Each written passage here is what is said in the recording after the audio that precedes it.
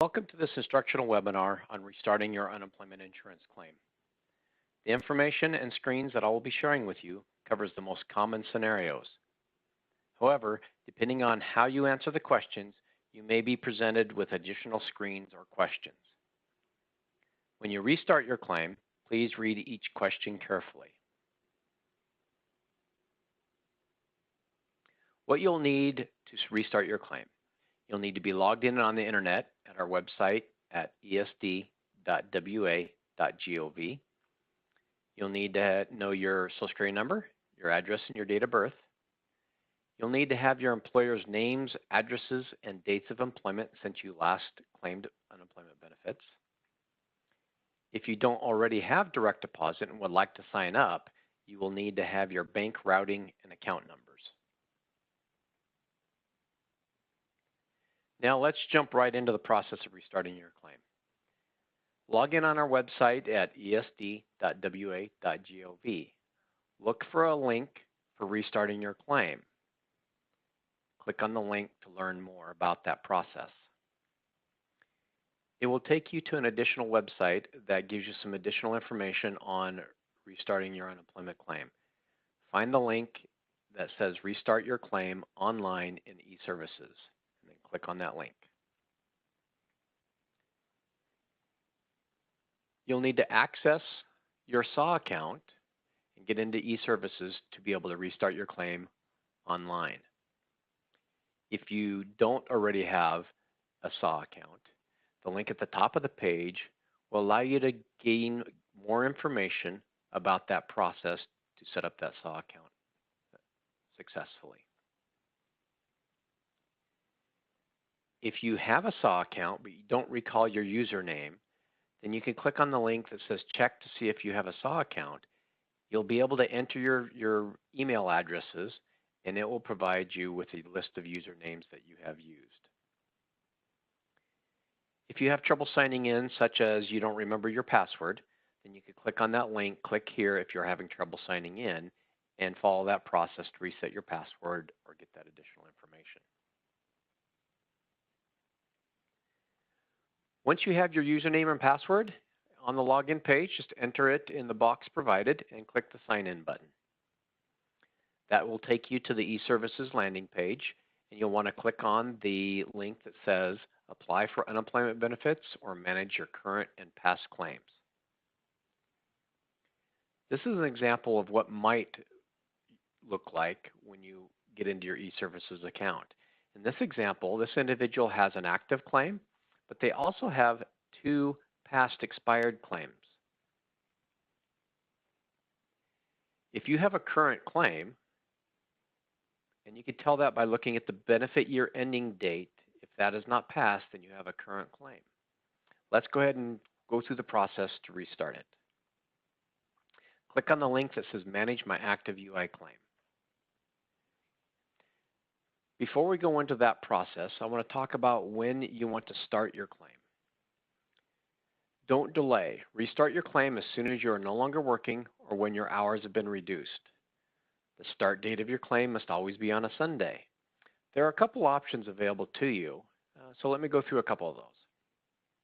If your last day of work was near the end of the week, in this example, say November 12th through the 14th of 2020, then you'll more than likely want to restart your claim effective on that next Sunday, which is November 15th.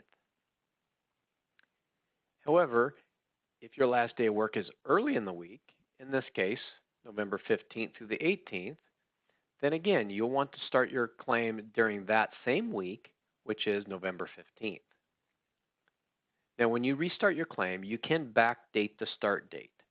However, if you do backdate the start date, you will get a questionnaire that you'll need to tell us why you're requesting to backdate it.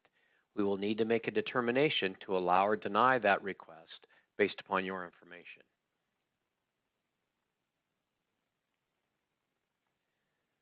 So back to your eServices account. On the right-hand side, under the I Want To section, there should be some links. The one that would be of interest here to you today is Restart My Claim to begin filing again. That link will show up if it has been 5 or more weeks since you've claimed unemployment benefits. If If this fits your scenario, then click on that link. And when reopening your claim, the questions you get could be different depending on your situation and how you answer the questions. The following screens will give you the most common, but read each question carefully. First, we'll ask for the claim restart date, as we just walked through. So in this case, it gives you a date on when it wants to restart it. If that's the date you want to start it, then just click yes. However, if you do need to change that date, click no, and you'll be presented with a calendar, and you'll need to identify which Sunday that you want to start your claim with. Once you've identified that date, just click next. Then it's going to ask you if you have worked since you last claimed benefits. So the date that's presented here will be different depending on your specific circumstances. So if you have worked, click yes. If you haven't, then click no. If you have worked, and when you click yes, it will give you a list of employers that you had on your claim. Now, if one of those employers are the employers that you've worked with, then click that box in the far left-hand side to indicate that that's the employer.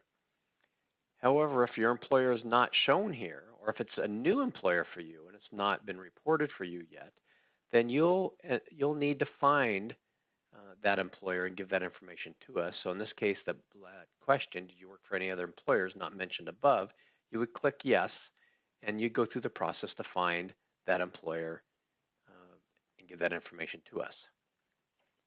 Once you have your employer identified, it'll ask you for the employer details. It'll ask you, what is your start date? So what is the start date of when you went back to this employer during this most recent period of employment? And what was your last day you physically worked? Identify which last day you worked. And then it's going to ask you why you were separated from this employer. It'll give you a drop-down list of options to choose from. Choose the one that fits your situation the best. One thing I want to point out is in our terminology, laid off means the same thing as lack of work, furloughed, or if your employer said that you're on standby. So if any of those fits, then choose the laid off option. Now, once you select the separation reason, it's going to ask you to give us additional information about that separation. Again, there's a drop-down menu to choose from. So just find the one that's most appropriate for your situation. Then we'll ask, was the separation date the same day as you last worked? If you are getting paid is the same as the last day you worked, then you'll choose yes. However, if for some reason you're going to get paid after that date, then you'll choose no, and you'll identify that last date that you are getting paid. Then we'll ask you what your earnings were, and you give that to us by hour, by month, by week, or by year. And then on average, how many hours per week did you work? Once you have that information filled out, then just click the next button. Then we're going to ask if you are physically able and available for work. Now, being able and available means that you can go to work if you're called, if your employer was able to offer you work, and that there are no personal barriers to you going to work. If you are physically able and available, then check yes and then next. If you answer this question no, then you'll be sent a questionnaire that you'll need to provide some additional information to us about your being able and available and reply to that questionnaire. Once you answer this appropriately, then click next. Now it's going to ask you if you need to apply for standby. Now, standby is a process where if you are approved standby, then you do not have to look for work. You will only want to apply for standby if you expect to go back to work for the same employer in a short period of time. So read this screen carefully. It will tell you about that period of time and what you need to do. If you do wish to request standby, then click yes, and it will ask for the date you expect to go back to work, and then for who, which employer. If you do not need to request standby, then just click no and then next. Now we need to verify your contact information. Since you already have a previous claim, it's going to ask you, has your contact information changed? If it has, then you'll answer this yes and provide that information to us. If your information has not changed, just answer this question no, and then you'll be able to go on to the next screen. And that is it as far as restarting your claim. At this point, the last thing that you need to do is hit the submit button. Once you hit that submit button, it's going to be processed into our system, and your claim will be on its way to being reactivated, restarted.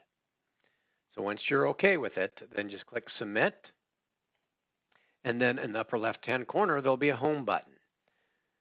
So I encourage you to go back to your home, your eServices account, and underneath notices and letters, there's an unread notice that says your benefit rights and responsibilities. You should open that up and read through this. This will tell you any requirements that you have as an individual receiving unemployment benefits. If you have questions, it'll give you the phone number to call. It'll talk to you about your weekly claims, your job search. It'll provide all that information to you. Once you read that, then just click on the home button in the upper left-hand corner, and it'll take you back to your eServices screen. Now, at this point, you have successfully reopened or restarted your current claim.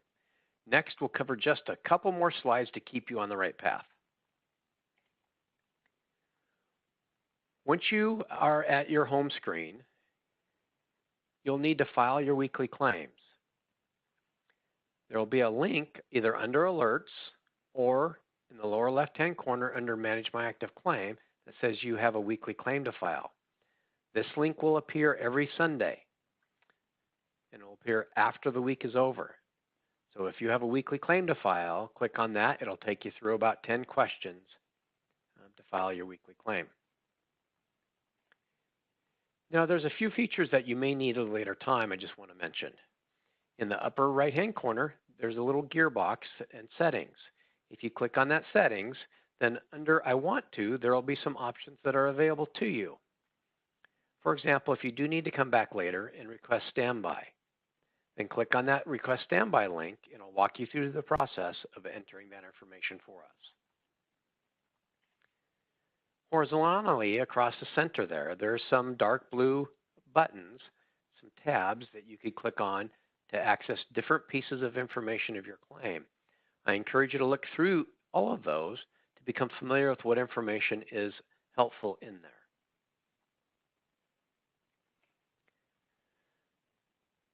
When do you file your weekly claim? As I mentioned, preferably every Sunday, and you'll file it for the previous week. For example, if you restarted your claim on November 15th, you'll want to submit your weekly claim anytime during November 22nd through the 28th. And you'll continue to file your weekly claims each week for as long as you need to claim benefits. Now that you have filed your claim, what do you do next? I encourage you to read your notices and letters, respond to any electronic or mailed questionnaires, submit your weekly claims when appropriate, learn how to use your eServices account, and review our website for additional information. So how do you file your weekly claim? You have two ways to file a weekly claim. Using your eServices, under the Alert section, you can click on that link that says you have a UI weekly claim to file. You could use that services online Sunday through Saturday to file your weekly claim. The second option to file your weekly claim is over the phone through our automated phone system by calling 1-800-318-6022. That system will also ask you a series of questions that you'll use your phone touch tone to respond to. Now, if you use the phone system, you could file your claim anywhere from Sunday through 4 p.m. on the last business day of that week. So pay attention to the calendar, and if there's any holidays in that week, just know that the last day you could file is the 4 p.m. on the last business day. What do you do when you return to full-time work? You just stop submitting your weekly claims. If you no longer need to receive the benefits, just stop turning in those weekly claims, and your claim will just be put on pause. If you've had the same employer for several years, what start date do you use? If you are restarting your claim, use the start date of your most recent period of employment for that employer.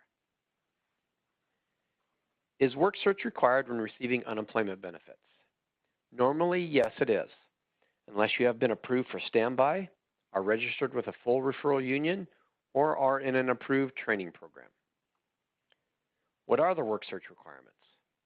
It depends on your circumstances, but it is normally 3 contacts each week. If you are denied standby, what does that mean? This means your request for standby has been denied and that you must meet work search requirements. This does not deny your benefits. It only impacts your requirement to look for work. Can you receive unemployment if your employer has reduced your hours or is paying you some or all of your salary? Yes, but you must report the hours and earnings during the week that you do the work.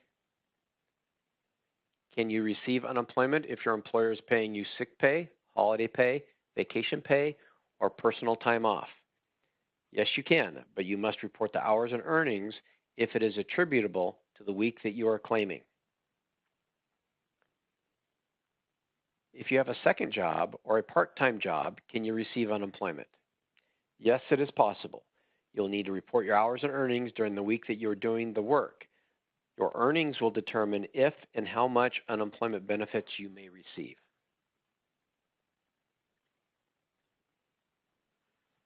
Made reference to our website. I encourage you to research it to get the latest information. Our website is esd.wa.gov. You could also join any live or listen to any recorded webinars off of our website. If you go to our website, on the left-hand column, there is going to be a link for benefit webinars.